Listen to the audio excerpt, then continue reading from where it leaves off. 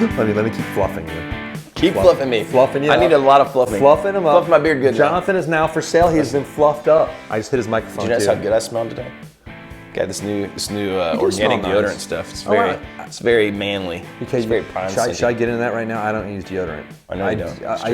I use rubbing alcohol. You do? I have this little glass bottle. It's a nice little glass bottle. I put rubbing alcohol and I spray my armpits every day. And he always smells very nice. I don't have a stinky arm. He doesn't. He's not stinky. Me, I can get stinky. No, but I can't too. Like in.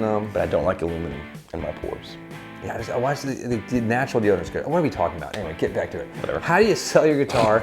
Or is what we hear all the time, or like you know, but like I don't get the best for it. But like, we want to talk about like people that just fluff and overinflate these things on their like descriptions that are complete BS. Right. Do they matter? They don't matter. The bull blank categories of like when you're bull blank and what you think is going to make your guitar worth more, which probably might even make it worth less. That's the thing, right? Sometimes people say these things, and I immediately think, oh.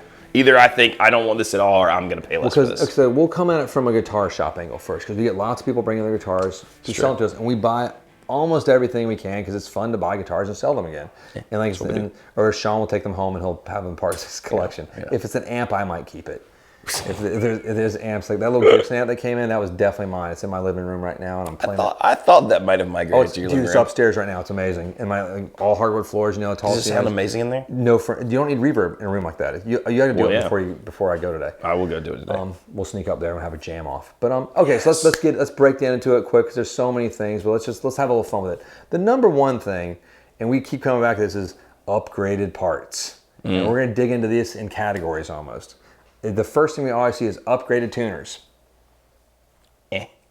Well, meh. It really does. So we'll capture this whole umbrella in a minute. I put locking tuners on it. I did this, or I put the new Grovers on it. If it ain't original, it's not helping the guitar. Almost 98% of the time. Can I just get on my tuner soapbox for a minute? It's never your tuners that keep you from being in tune. It is the nut. It's the nut. Don't replace your tuners. You don't need tuners. If you want locking tuners, it's because string changes are quick. Maybe you're doing weird dive bombs or things, but if you're just out of tune, if you disagree with Jonathan, be sure to let him know. I'm sure you will. Comments directed this way. He's handling this one. I'm off the chain on that one. No. I agree though. That's a good point, and it's something. It's so rarely your tuners. It is. I have to agree with you on that one. It is, but it's just people do it all the time. Like, I'm gonna buy this like cheap guitar. I'm gonna upgrade the pickups. I'm gonna upgrade the tuners. We even gave a guitar to one of our guys here. Yeah. Like, it was just sort of a trash guitar. Like, it was falling apart. But we gave it to him. He's like, he started upgrading. Then he tried to sell it back to us. We just gave it to him. We were just being nice. We're like, here, man. Like, we like you. You're funny. And we're not saying that you can't make a cheap guitar better by upgrading it. We're just saying it does not necessarily increase the value when you go to sell it. Don't use like the whole like kitchen reno type of model. Like, you know, like 70% of my value in this will be like I'll be able to recoup, or the money I spent on the upgrades of my HVAC. Like, this is not the same as home renos. This is much more like added stuff to your car, you know, or like you're like, not getting that money back out. Like, of it. If your name is Z, I'm not going to call it anybody's real name, but if your name is Z and you're a dolphin trainer in Florida and you add like a giant whale tail to your car and you have it lowered, and you have the exhaust, changed hypothetically to where it's louder, that might not be cool and fun. Might not make it worth more. Especially when the car is, an early Hyundai from that wasn't even built by Hyundai. It was like it was a Hyundai co-op company that built it. I'm just saying hypothetically. Anyway, so tuners, pickups, the same thing. If you throw EMGs in this beautiful guitar, just because you like EMGs and you spent $200 on it, they're not worth $200 anymore by any stretch. Do you think there are any pickups where that's could be true for though? Like throwbacks, something crazy, or like rollers, the bare knuckles or something crazy. Or if you put like Fender Custom Shop hand wound Josefinas or Abbeys, yes, the guitar is probably worth less than the pickups now. Or like a real deal like PAS. There's a friend of mine in England. God, that's funny. I haven't talked to him in almost a month now. If you're out there, Butters, this is talking about you. But no, he went to there's this cool vintage 70s Strat, I think it was. But it was I don't think it was a refin, but it didn't have original parts in it. It had Abbey pickups in it. Nope. And they were still asking like maybe €2,300 or something. I don't know. And it wasn't cheap. But I was like, this is something I would have scoffed away at before because it's not original. But Abbey pickups are way better than any '70s Strat pickup. Oh yeah. Anything. So I was like, so that's a weird situation. And my advice is almost you could buy it, you could take those pickups out, sell those, and then put some awesome pickups in, and then just put some good pickups in there, and then win-win. Then you've cut your guitar cost by 1/3. Maybe it's cool. Or maybe by half. In the European market, Abbey pickups are worth more over there. Or you could just be awesome and play the awesome Abbey pickups. Whatever you want to do. Refinning your guitar does not make it worth more. It makes it worth less. Yeah. Almost 95% of the time. Now, when we're talking about vintage guitars and whatnot, it's even like now don't get me wrong. Like Skylar, who's with our team here, she just did this great paint over job on a gentleman's guitar, which I would love her to do that on one of my guitars. Like one of my that was awesome. My Mexi Strats would be killer. Different thing. But it was like a one of a kind artwork thing. She was sort of like taking the inspiration off of Crash, the artist that did the Clapton guitars. Super cool. I love that. It was like a graffiti type thing. But if you're just like refinishing the guitar because like it got beat up some, or it's not gonna make it worth more. Yeah. I mean, do you think so? Yeah. No. I mean, especially when you say, "Oh yeah, we refined." Upgrading the case. I mean, maybe. It's tricky. I'd say if you do that and then you want to get your money back, then keep the original case, sell the guitar with that, and then sell the case. Right? Most likely, you're usually going to be giving away the case. Yeah. It just because like especially if you come into a shop, something, hey, I've got this case comes with. It's like we'll take the guitar with or without the case. We don't. People say that to us all the time. Yeah, I got this hard case. We're like, eh. Like I'll buy it from you. I'm not, and we buy hard cases back, but you're losing half your investment on the case immediately. It's not worth what you spend on that case. No, because hard cases are expensive. They are. Unless you get one like this, sort of the second tier or third tier ones, those are pretty affordable. Or if you have a coffin case, those are priceless. Never part with those. Never part with the coffin case. You should be buried in it. I want to be buried in the Kiss casket. What if if I was cremated, I could be sprinkled into a coffin case and then buried? I've already decided when I die, I'm going to be like melted down and put into a syringe. And I want to be injected into all of my children and my wife, so I'm with them forever. Pretty friggin' disgusting. It's great though, right? So just a little bit. I mean, the idea of you being melted down. Yeah, whatever, melt me. I want to be like that Terminator in Terminator 2. I mean, I want to be melted down. I'm trying to think if that's possible. If we can melt you and put me in. I want to be inside of my family forever. Like, wouldn't you just burn? Wouldn't you just turn to ash? I don't know. Maybe. Someone who knows more about these things than us, let us know in the comments. Could we possibly melt Baxter? Not alive. Once he's dead. Which is coming up soon. I'm old. What are some other things that people do to their strange guitars that they might think? What about when people say, this is one you and I debated. Yeah, but this is the one I was waiting for, I think. Okay. Original owner. One owner. I think that's a big deal in a positive way. You call BS on it? Not wholesale. Derek was 100% BS. He was 100% BS. I can't believe this. Sometimes it just doesn't matter. Because like you could have one owner where you like chain smoked into that guitar every day for 20 years. Right. I don't care. Do you know what I mean? It doesn't mean anything. Like it means something to me. Like, I see the guitar. If you're a PRS buyer, like a Paul Reed Smith buyer, single owner means a lot because you're very fastidious about any checking or any marks or any dings. And if it's one owner that's like obviously a trash can, yeah, you're gonna be able to tell that from the photos, hopefully. But if it's just, just the idea of it not passing around and doing lots of things, and I like that when I buy a guitar. Let's say that you have a PRS and you're a PRS guy, and you trade that PRS to someone else who wants it because it's an amazing top. They're gonna be the same way.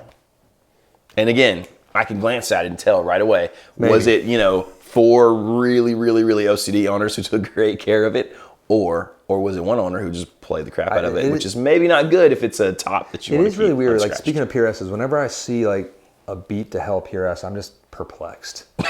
I'm just like, who did this tragedy? Because they don't look as good as like a beat to heck Fender. Or God, I cannot believe you played this guitar. But I do want to see. Because if I had a PRS and played it, it would be scratchy. I know. I do want to see I want to see a proper relic PRS though. Like I would love someone relic it. I'd like to see like a really relic Silver Sky. Like a relic Lunar Ice. I want to see I want to see a relic core piece too. Like I would like to see like a 594 that's like.